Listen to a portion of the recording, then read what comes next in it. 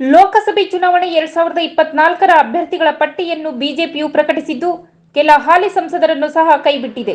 ಮುಖ್ಯವಾಗಿ ಭಾರೀ ವಿರೋಧಗಳ ನಡುವೆ ಮೈಸೂರಿನಿಂದ ಪ್ರತಾಪ್ ಸಿಂಹರವರನ್ನು ಕೈಬಿಟ್ಟು ಮಹಾರಾಜರಾದ ಯದುವೀರ ಕೃಷ್ಣದತ್ತ ಚಾಮರಾಜೇಂದ್ರ ಒಡೆಯರ್ ಅವರಿಗೆ ಟಿಕೆಟ್ ಘೋಷಣೆ ಮಾಡಿದೆ.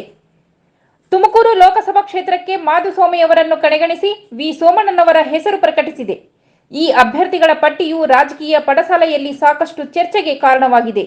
ಇನ್ನು ಇವುಗಳ ನಡುವೆ ಮಾಜಿ ಸಿಎಂ ಬಸವರಾಜ ಬೊಮ್ಮಾಯಿರವರಿಗೆ ಹಾವೇರಿ ಹಾಗೂ ಮಾಜಿ ಸಚಿವ ಬಿ ಶ್ರೀರಾಮುಲುಗೆ ಬಳ್ಳಾರಿಯಿಂದ ಟಿಕೆಟ್ ಘೋಷಣೆ ಮಾಡಿದರೆ, ಬೆಂಗಳೂರು ಗ್ರಾಮಾಂತರದಿಂದ ಡಾಕ್ಟರ್ ಮಂಜುನಾಥ್ ರವರಿಗೆ ಟಿಕೆಟ್ ಘೋಷಿಸಿ ಪ್ರಭಾವಿ ಡಿಕೆ ಸುರೇಶ್ ರವರನ್ನು ಸೋಲಿಸಲು ರಣತಂತ್ರ ಹೆಣೆದಿದೆ.